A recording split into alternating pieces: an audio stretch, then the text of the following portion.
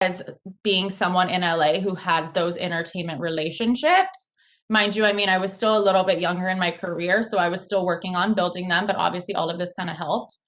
Um, so yeah, so we kind of did, as you guys know now, I'm sure on like Instagram, you see brands and they do collaborations with celebrities or influencers, and it's all now kind of turned into a world that's like integrated and yeah, you can kind of utilize all those different little parts of it. So that's kind of what we did there. We did like a really big event in LA that was like my baby for Leatherology, with Sarah and Aaron Foster. And just did, what else did we do? We did a lot of fun stuff. So desk sides were kind of important for them, for those lifestyle brands. Desk sides are huge.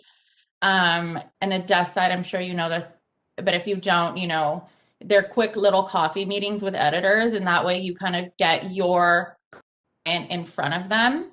You can do this on your own. You can do this with a client. They can show their product. It just kind of depends what you're working with within your client. If sometimes they have like creator or, people who don't want to be as like forward facing, they kind of want to be more behind the scenes. So it just kind of depends. And, as a publicist, you kind of just work with that and work with what you have. Anyways, I finished my little stint in Dallas, I like to call it. I moved back to LA. I loved entertainment. I knew that it was kind of where my heart was and what was most important to me. So I came back here. Now I work specifically in TV PR. My dog's making a cameo. I work specifically in TV PR. I work at an agency. I work at Scenario PR. So we have the difference between a network and an agency. There's a lot of different outlets you can take if you want to work in entertainment PR. I mean, there's film PR, there's talent PR. I'm going to talk about TV today because that's what I know. That's what I do. So basically, you have your networks and your studios, your NBCs, your Foxes, your ABCs, Netflix, Hulu, they all have their own in-house PR teams. And a lot of the times they hire agencies as like a third party to really help them, especially because, as you guys know, there's so much content today. There's a lot going on. These are, a lot of the times it's shows with massive budgets. There's so many people that you kind of have to worry about. So we're there to help them as best as we can. So right now, my shows are, I'm working on Fox's Masked Singer, NBC's America's Got Talent, ABC's The Conners. I am doing awards, all of the award stuff for FX and all of their shows. I'm Paramount TV's Bar Rescue, Disney Plus's High School Musical, the series, which is always fun to say.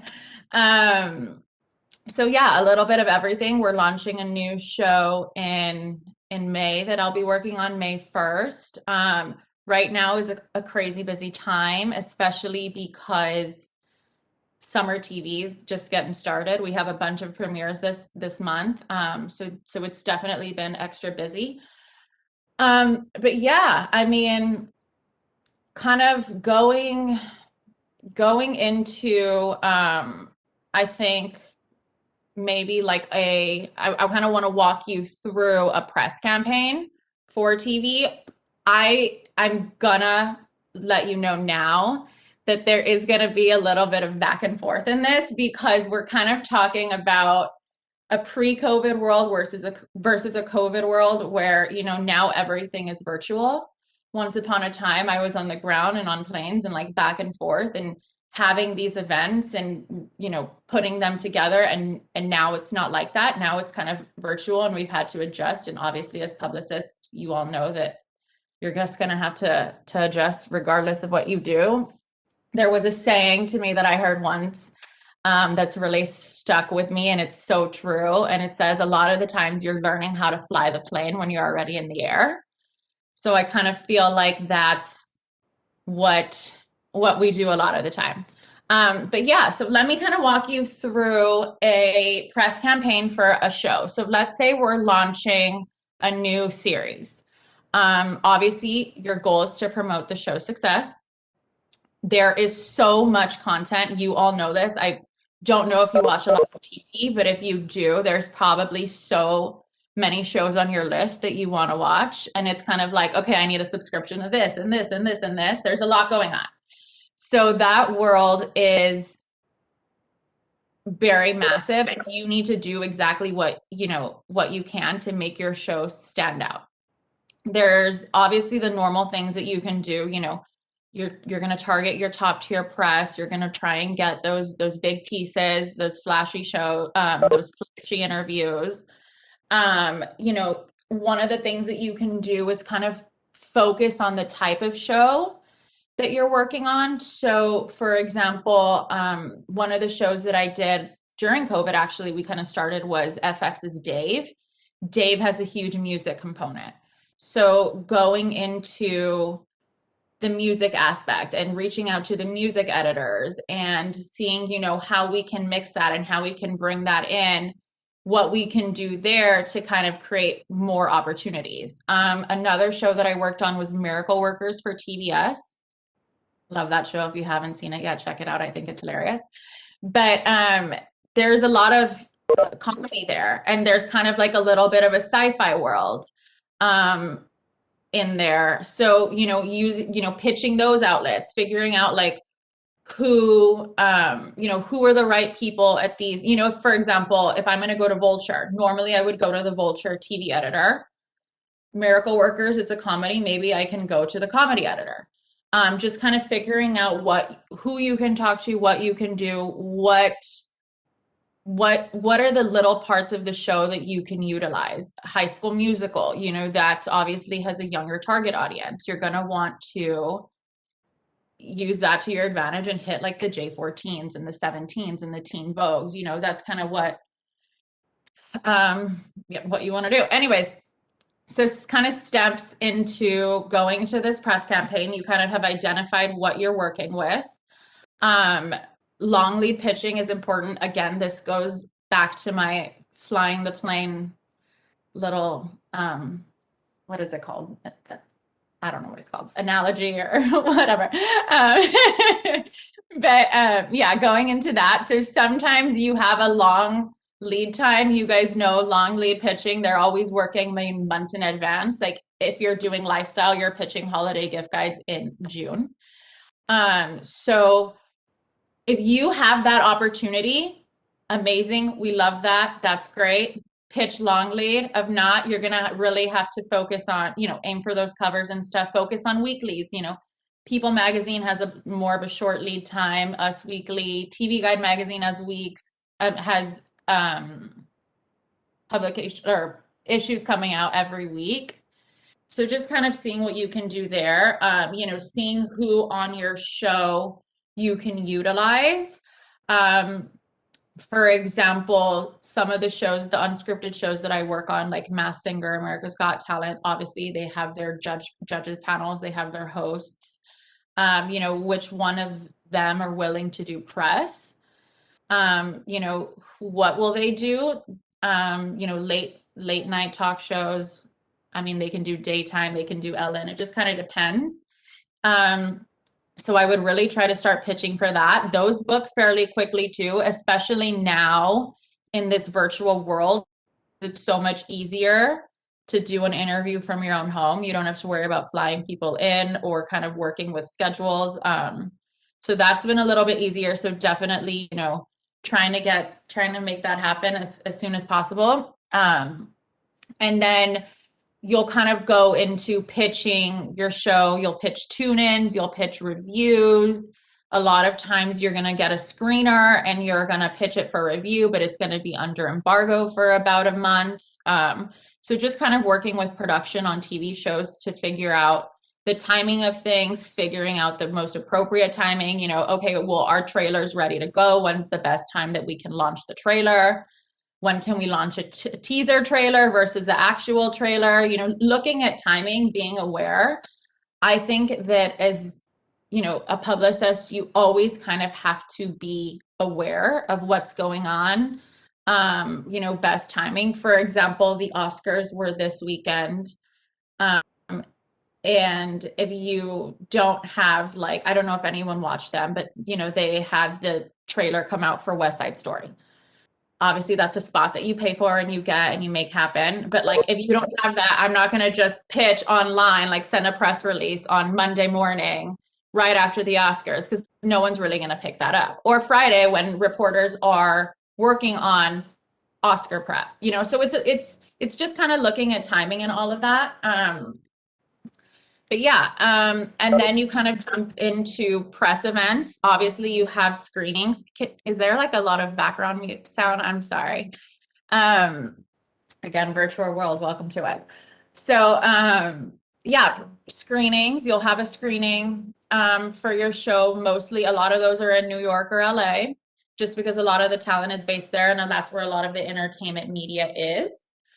You kind of have to figure out what the budget of the show is, what you guys can do. Sometimes they do more innovative ways to screenings than just a red carpet and the normal screenings. Sometimes they'll do like really big events. It just kind of depends what you're working with.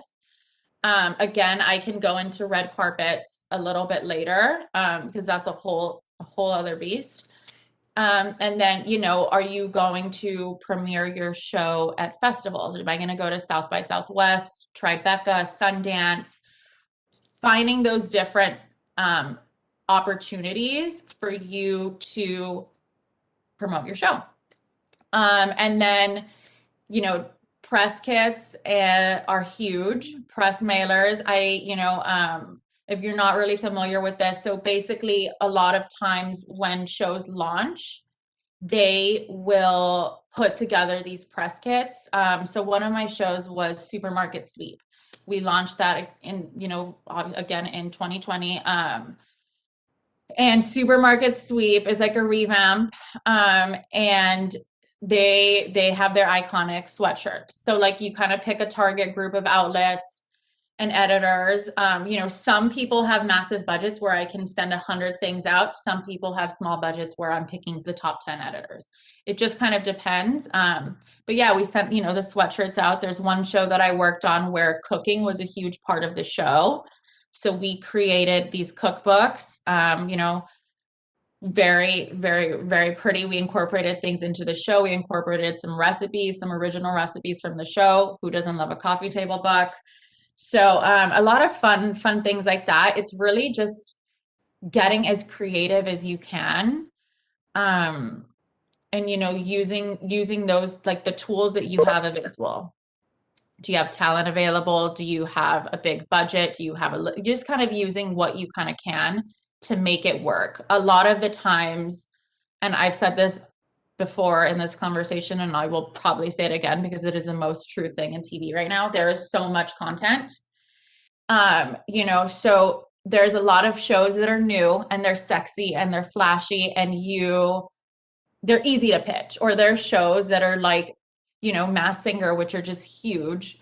America's Got Talent, those are huge, but there's other shows that are not as big and they're kind of going into their third or fourth season. I'm working on a show right now who launches their 8th season in May, and it's just kind of figuring out ways that you can bring these shows, what can we do? What can we do to make them sexy? I love the word. I always use that word, but I mean, I think it really is kind of true. Like, what can we do to make them stand out now that, they've already been on the air, they already have their cult following, they have their main audience. What other ways can we get them press? Because, at the end of the day, press helps and that's our job. But yeah, I think that kind of covers a press campaign. And then, that's kind of the launch for a show. And then you kind of go into the actual series. So for example, The Conners always has amazing guest stars and they always have amazing storylines. So what can we pick and choose from the future episodes that we can start highlighting? Who has a big storyline coming up? Will this person be available to do a press tour?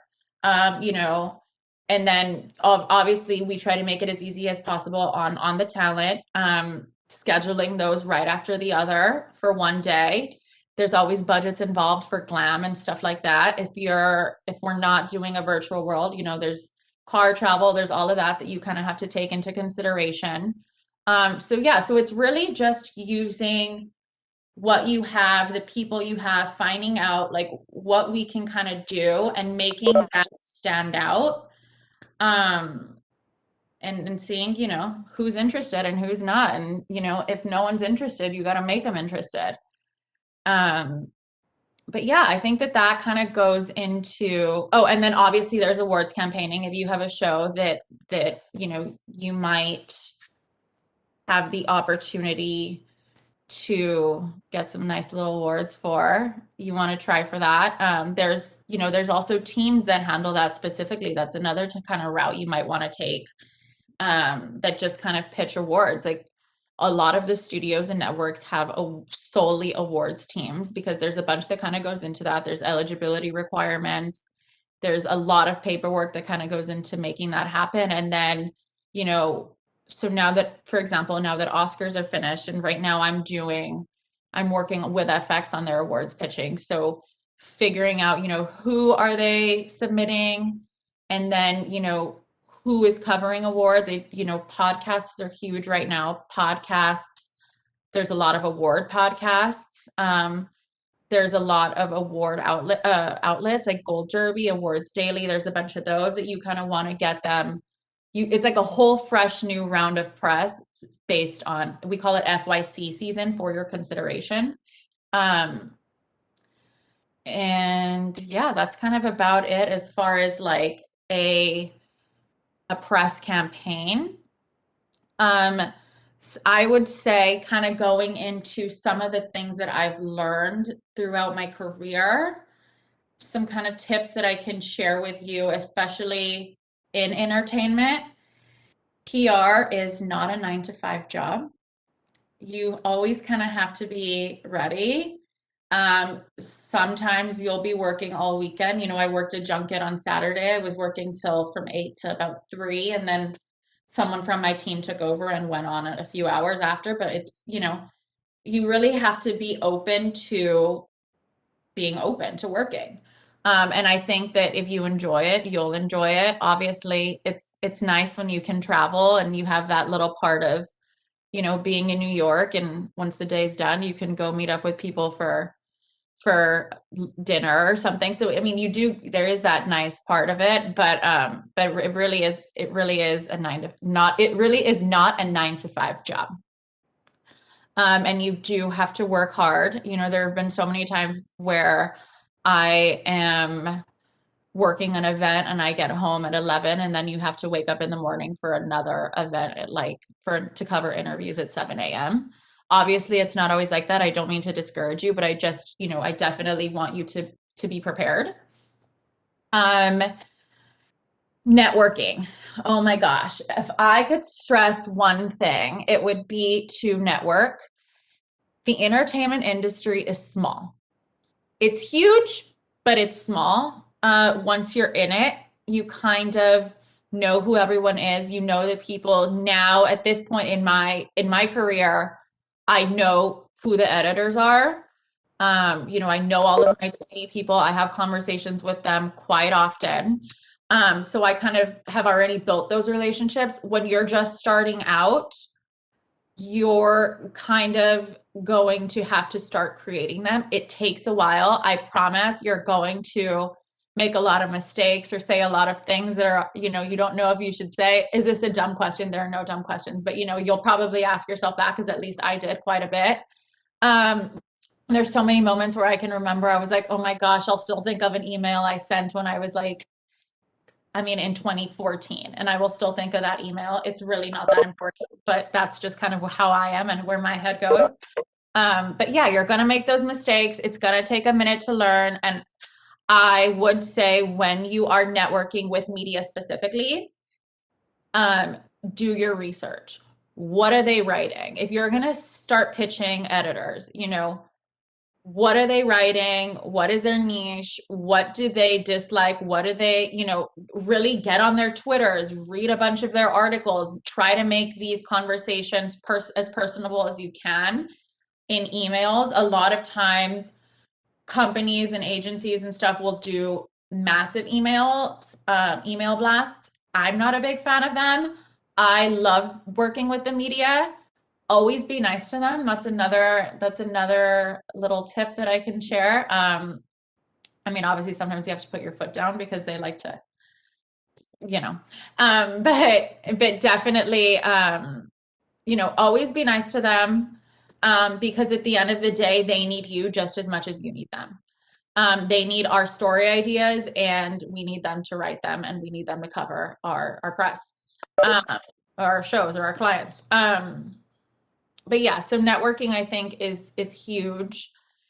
Consume media. I mean, if you're working in entertainment, so for example, I work in entertainment. I did it in the beginning, and I do it till today.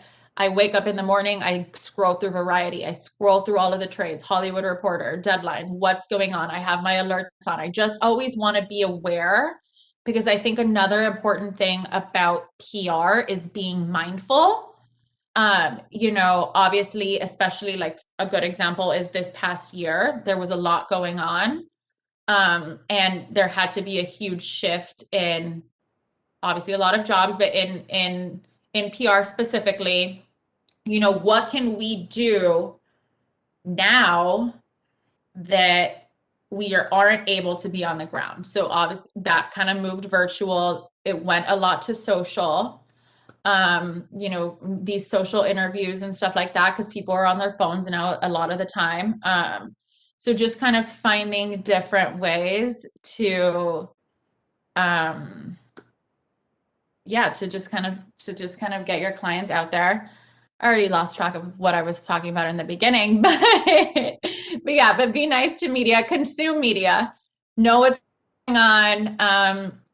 I I'll give you an example. TikTok. I refused to get on TikTok. I did not want to do it. I was like, this is enough. There are too many platforms. I cannot keep up. But TikTok is everywhere now, and I have to know what's going on. So there I am on TikTok now, like, not making my own videos, but like looking at what's going on, just so that I'm aware, because now that's a tool, for my show coming up in May. We have a huge TikTok part of it. Another one now that apparently community, it's on my to-do list. It has been, to add it to my phone and to kind of get into what's going on there. So really consuming media, knowing what is going on. If you're in lifestyle, follow Cosmo, follow Elle, follow InStyle. Like, what are these people covering? Business of fashion, entertainment specifically, always kind of being aware of Deadline and Variety. And yeah, and I think that I said this already, and I will say it again, and I'll say it again, and I'll say it again. You're gonna make mistakes. It's okay, but just, learn from them, work really hard, and you're just kind of gonna learn as you go. I mentioned earlier that day 3, I was thrown into a red carpet, and there's been so many situations where I don't know what's going on. I have to pretend like I know what's going on, and I have to make it look like I know what's going on. And at the end of the day, you just figure it out. Read a room, read the room. Um, Definitely kind of be aware of PR is a huge people industry. You're working with people, in entertainment. You're working with not only, big talent, you're working with their managers, their agents, their PR team. You're working with directors, producers, crew members. You're just kind of working with a lot of people. Um, you know, Read their energies, read the room. Some are going to be more talkative, some are not. It just kind of depends. Always be mindful of what you say. I always say, like, I am my own publicist. You're going to have to publicize yourself just like you publicize your clients. Again, PR is half reactive. Our job is to plan ahead 100%, but it's also a very reactive job where you're just kind of on the ground. Like, I'll give you an example. we can have a press junket planned and we have a group of 5 on a panel and say, something comes up with one of them. Well, in that case, you get a little bit lucky because you still have 4 other people. But sometimes, this was like the biggest person and this is who people were interested in talking to the most. So it's kind of like working with reporters, being as transparent as you can, giving them the heads up, like, hey, this happened. We're going to try and get you interviews at a later date.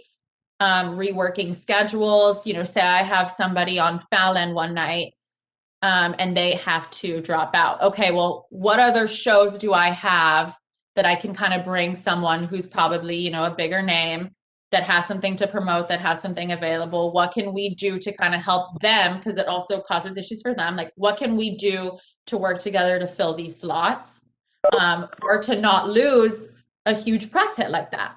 So it just kind of depends, and learning as you go and being reactive on the job, reading the news, consuming the news.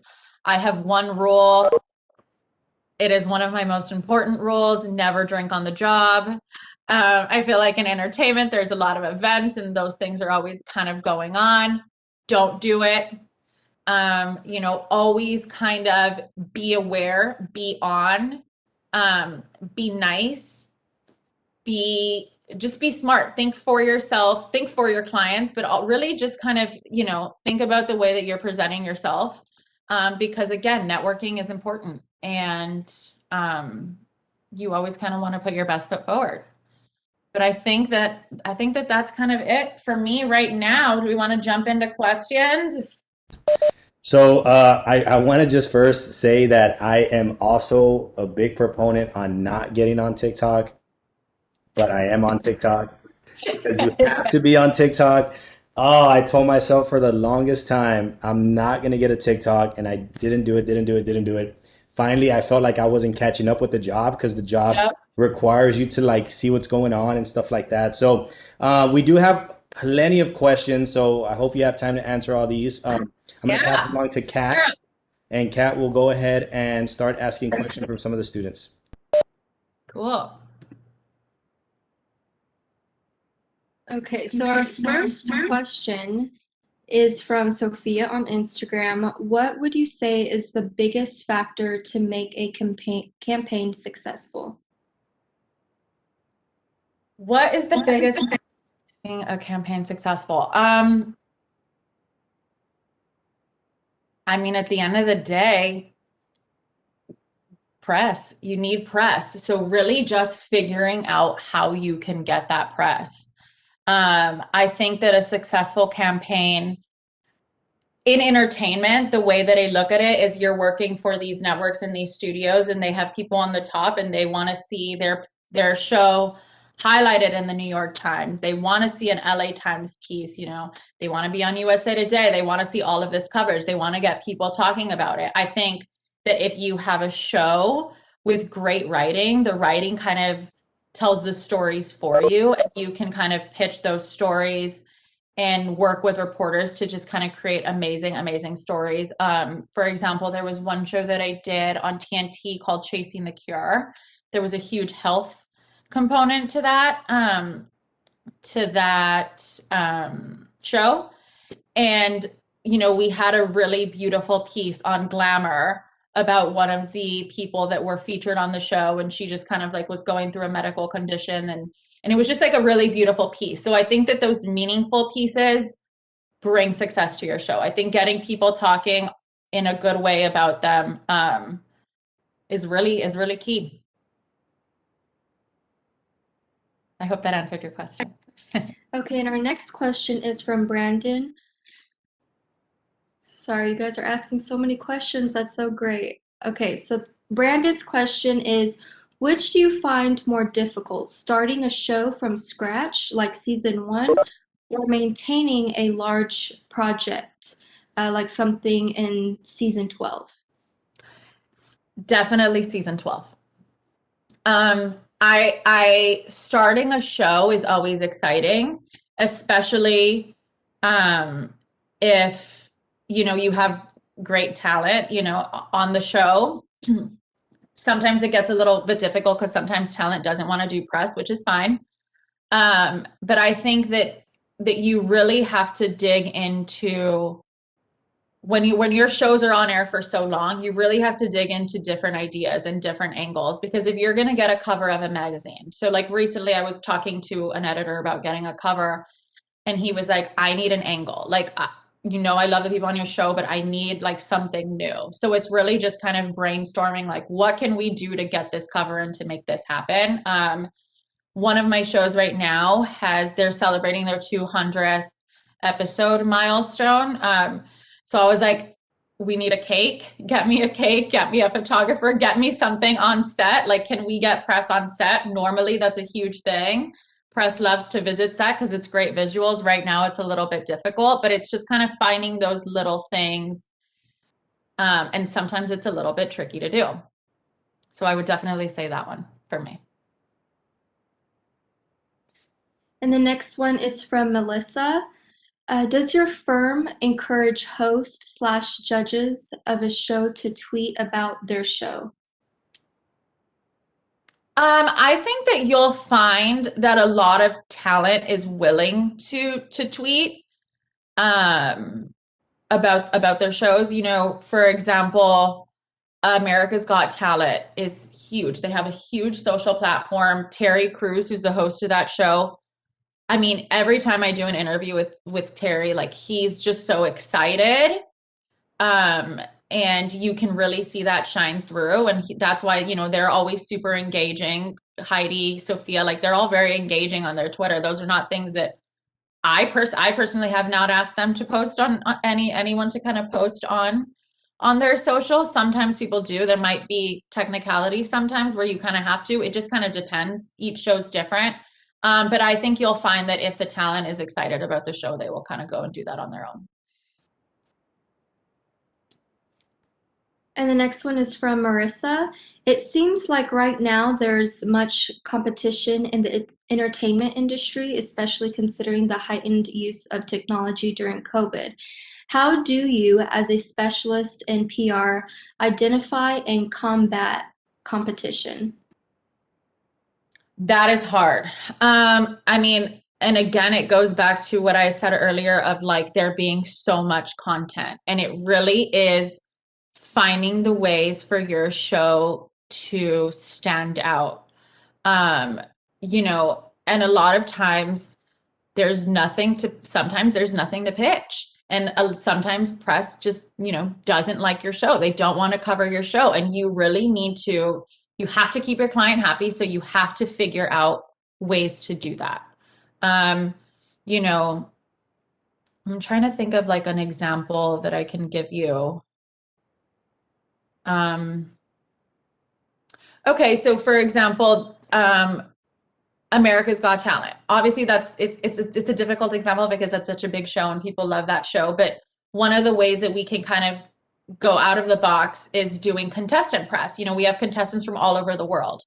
So if, say, there's a contestant in San Antonio, Texas, I'm going to reach out to all of the outlets in San Antonio and say, if you want interviews, because you're still getting press and coverage for the show. I think moving to platforms now like social, can we do an IG live? Can we do a takeover? Like, what are fun things that we can do to still make your show stand out, even if like the traditional, entertainment weeklies or someone doesn't really want to talk to them as much. And make sure that your new shows are always on the calendars, like the LA Times calendars and all of those events pages. If they have small events coming up, get on the local event calendars. Yeah, it's really just a matter of brainstorming and figuring things out. And I think as you kind of get older, you'll start meeting more people. One thing that I love to do a lot is connect with my former colleagues and figure out, I'm having this issue. What do I do? Like have you done anything? Have you worked with any outlets? Podcasts are huge right now. We love podcasts. I love podcasts. I listen to like 5 a day. Those are great outlets. Radio, some people still listen to radio. It's just kind of finding the ways that you can kind of make it work. And then our next one is from another Instagram user. How do you incorporate social media influencers? Social media influencers. So when I was doing lifestyle, that was a huge thing. Um, a lot of gifting now. Obviously there's the difference between a micro influencer and a macro influencer. Micro influencers are just as important as macro influencers. Um, Sometimes when I was doing lifestyle, that's a little bit easier to incorporate them because, if they love your product, they'll show your product. And I know that influencers have a huge, huge audience, and I know that they work, and especially those with engagement, regardless if they're micro or if they're macro. In entertainment, it kind of depends. So one example is maybe a week or two ago, one of my shows had a big storyline where it was a mother and the son, and they were doing Zoom school. And they were having kind of some issues with that. That was part of the storyline. So our idea was, okay, well, why don't we put together a virtual press junket with mommy bloggers? And that way they can have something to talk about. And we have a bunch of mommy bloggers, and they're posting to their their social, they're posting to their blogs. And it's kind of a new way of incorporating a different audience. But I think influencers are super important nowadays.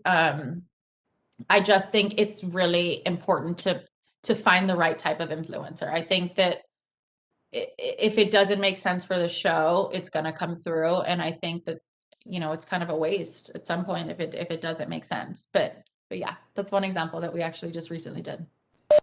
Cool. So we have one from Mel. Mel, I'm gonna unmute you so you can ask that question. So you can just hit.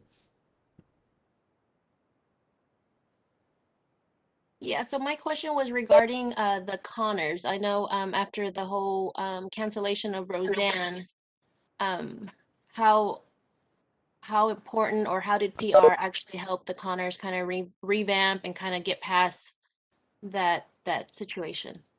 Yeah, so I cannot speak to that because I was not on the Connors at that time.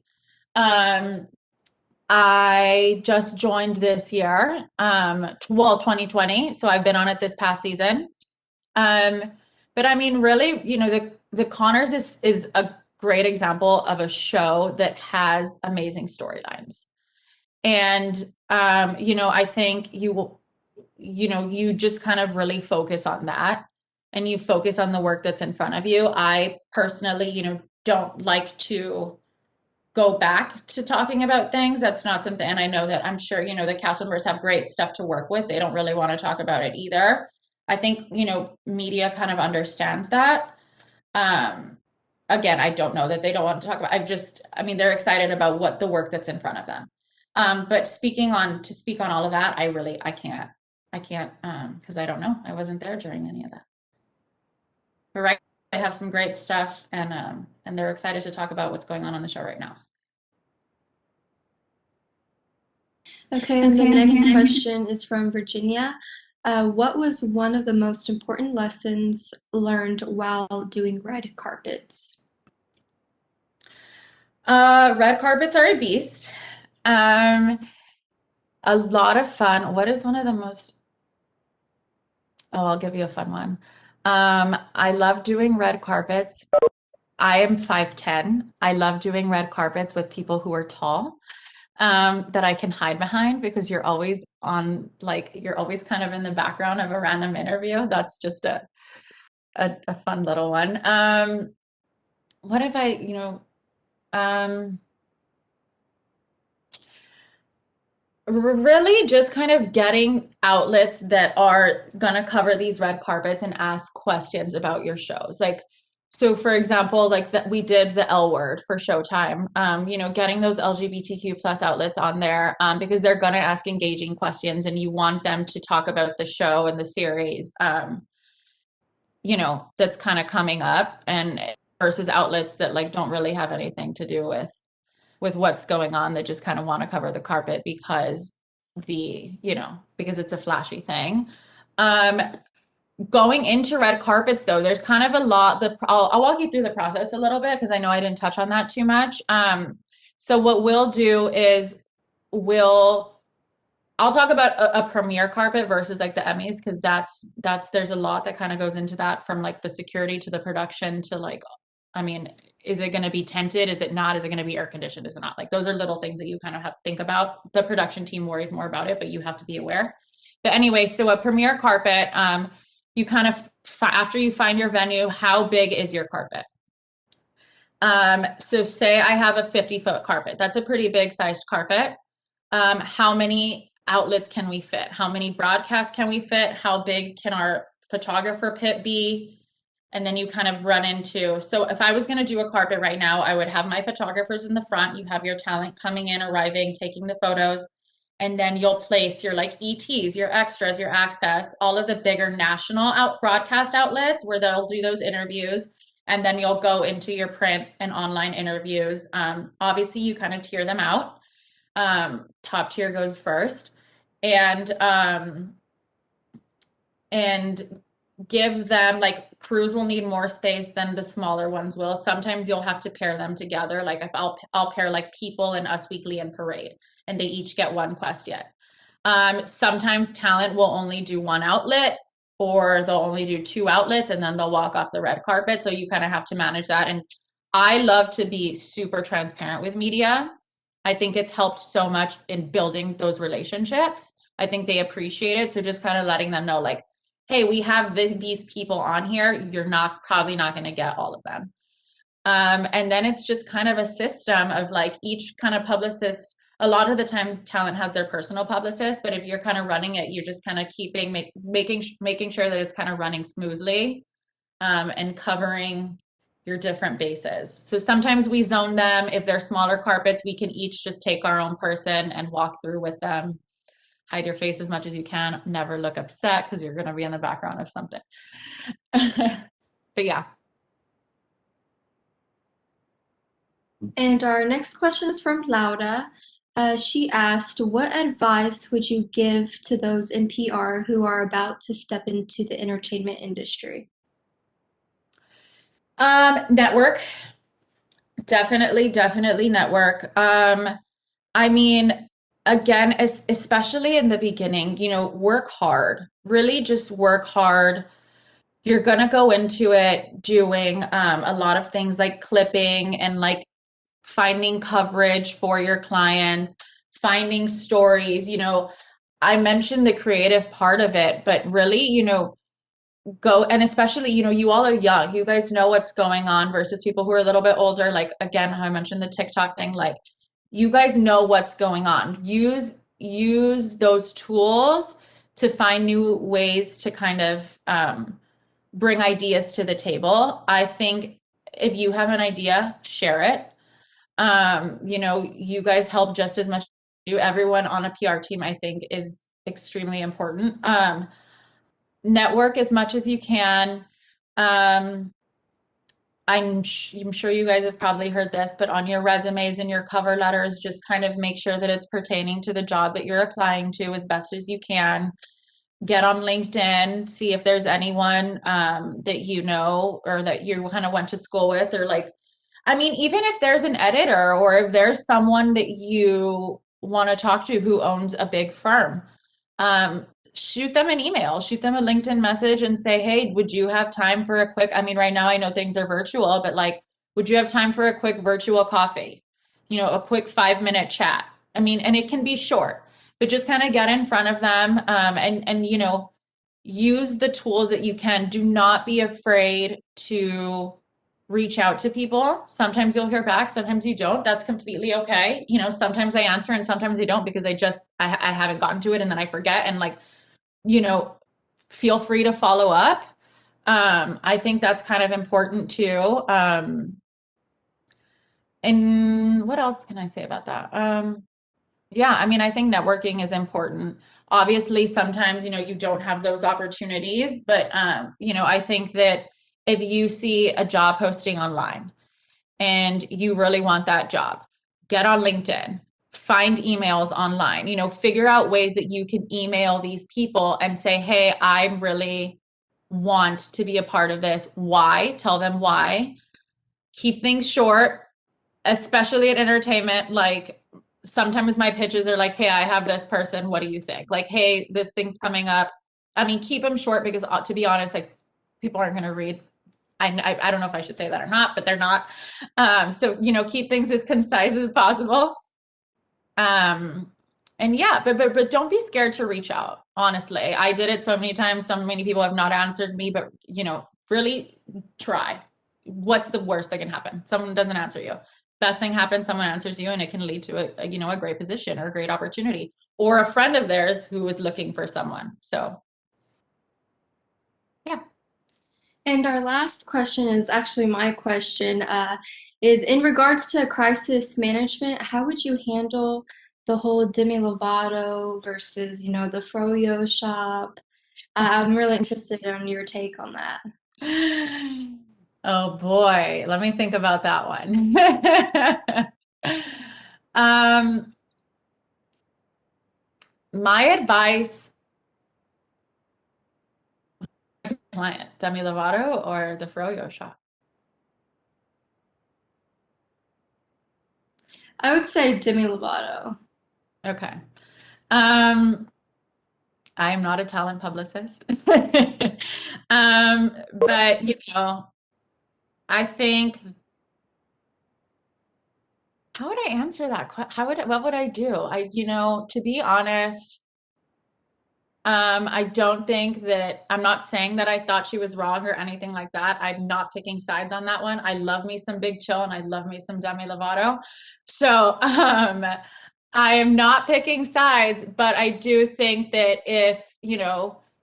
if a celebrity does something and they make a mistake, I think that they should own up to it and be super transparent. And if she doesn't feel like that was a mistake, then I think she needs to stick by what she said and was like, okay, like let's work together to make things happen. So as part of her team, I would probably, make sure that we're taking steps to make things happen and make a change, because I think that that was kind of the messaging behind all of it, was to try and make things better. So that's what I would try to do, and that's what I would advise someone to do, is to just be a change, find a way to make a change, and do what you can. Okay, so I guess this is a two-part question. So if you work for the Big Chill, what would be your advice for them? Be chill. Oh God. My advice for them would be, um, I personally, I'm a little bit more traditional, I think, in the way of, I think that you can use social media for so many amazing things. I know that they made a statement via social media. I would say, if they want to make a statement and they feel like they need to, I don't know that they necessarily had to. They also did, and it was fine. I don't know that I would use social media as my tool to get that out there, but again, some people do. I would say though, like, I think that a beautiful thing could come out of that, and I think it brought about a lot of conversations. And I think that, if they wanted to try and, I'm not saying make a huge change, but just kind of start a conversation, I would try to engage in a conversation with Demi Lovato or her team, or just kind of, there's an opportunity for a partnership there, obviously. Like there's great opportunities that can kind of come of that. But I think, trying to be positive, no one needs nonsense, and I think trying to be positive and using those things as opportunities to make a difference if they can. And at the end of the day, it's entertainment. There's something new that happens tomorrow and the next day and the next day. So they'll be fine. All press is good press. So thank you so much. I know we got 5 minutes. So before we go, I have a question. I'm curious to know this. You know, I'm not sure if you know this, but what are some things that celebrities do to prepare for red carpets? I mean, because I'm sure that they're having 20, 30 different types of questions being asked, or does your team send out pre-questions Yeah. to their teams, or what do they do to prep for that? So media is not a fan of sending in questions in advance. A lot cannot do it. Some will. Sometimes it depends on the talent. Um, there have been many times where I've worked with celebrities where I've told media, like, we have to keep it show related. We can't go into these logistics. Sometimes they'll try to weasel their way and get those questions in, and that's our job to kind of jump in and be like, let's keep it to this. As far as preparing, I mean, there's different, a lot of times shows have people who kind of come in and give them media trainings. Media trainings are super important. Um, and they'll have those a lot of the times at the beginning of the series. And then, for red carpets, there's talking points that we create on our end. And, as a talent publicist, like, they have their own personal conversations of, what we want to talk about, what we don't. Some talent doesn't want to talk about things. Some talent is super open and it doesn't matter. It's also important, before we kind of have these carpets, that we're really being smart about who is on the carpet. What reporters are going to be there, what outlets are going to be there, where we kind of need to be more aware of, like, this can kind of come up with this outlet's going to be strictly TV. So it's just kind of being present on the carpet. But yeah, preparing them with talking points, preparing them with media training. So, And so do yeah. celebrities have like their own, when they're walking the red carpet, do they know where they're going to go interview? Like, do they have a plan? Because it almost seems like it's a plan. Yeah, it's planned. I mean, many a times I'm like on my hands and knees, just kind of taping these placards on the floor so they know who they're talking to before each one. It's literally worked out for them. Again, a lot of them have their personal publicist. Personal publicist will tell us when we're running it, like, he's only going to talk to one person today, or he'll do the whole carpet. Or sometimes press doesn't want to talk to a certain person, which always gets a little bit awkward. So say, for example, if I have Entertainment Tonight and we're doing a massive carpet with massive people, and then there's like smaller people on the shows, sometimes press doesn't want to talk to them. So you kind of have to have like a little bit of an eye, like there's like a yes, like no, like I have this person. You kind of go up to them before and it's like, I have this person, do you want to chat with them? No. So we kind of skip around, Yeah. and it kind of turns into like a little bit of a maze. But yeah, it's kind of working with both. Sometimes normally talent's aware of who's on the carpet before, and like who they'll talk to and who they won't. Cool. Last question. I know we got about a minute or two left, so thank you so much. Goofiest or most embarrassing moment on the red carpet for yourself? Goofiest? Oh gosh. I mean, it's never fun to like be looking at an interview and sending it to a client, and like I'm in the background like fanning my face or something. Now I'm ready. But I mean, yeah, just kind of like there in the beginning, I used to just be kind of like, and you just like see me in the background. So those are always embarrassing. Um, One time I accidentally pushed a celebrity, but I did not mean to. Who was it? I just, Yes. it was, I accidentally pushed Rory Culkin on a carpet once, which it was like, I thought it was one of my coworkers, and I was like, Rach, you gotta go. It was not good. And I was like, oh my God, I'm so sorry. But he was chill. That was probably one that wasn't great. But yeah, it's always those background shots. Like, you Yeah. never love to see yourself in behind like e-news and you're just like there. Yeah. Yeah. Well, let's give a round of applause, a virtual round of applause, to Laura Puig for giving us an hour of her time to talk about entertainment PR. Before you guys go, thank you so much. There is a link for a survey just to kind of fill out on the session. We look forward to hosting you guys tomorrow. Laura, if you can stay for a bit, just want to kind of chat. But I look forward to seeing all of you guys tomorrow at 9:30 for Multimedia Journalism Day. We'll open it up with Professor Amanda Brown. She'll say a few words to open up the session. Thank you so much. Great questions, great day, and let's continue to bring this energy tomorrow. Thank you all so much. If you ever need anything, LinkedIn.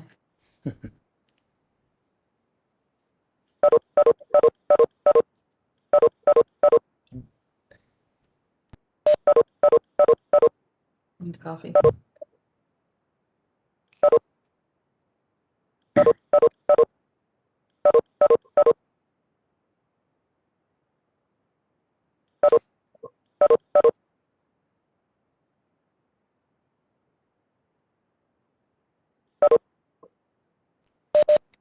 Okay, give me a sec. I'm gonna leave Larry here. I think Larry can hang out for a bit. All right. Hey, thanks so much for participating. That was fun. That was great. I mean, I got a lot out of it. I didn't know what to expect from entertainment PR, and it was nice to catch up with you for a little bit. We should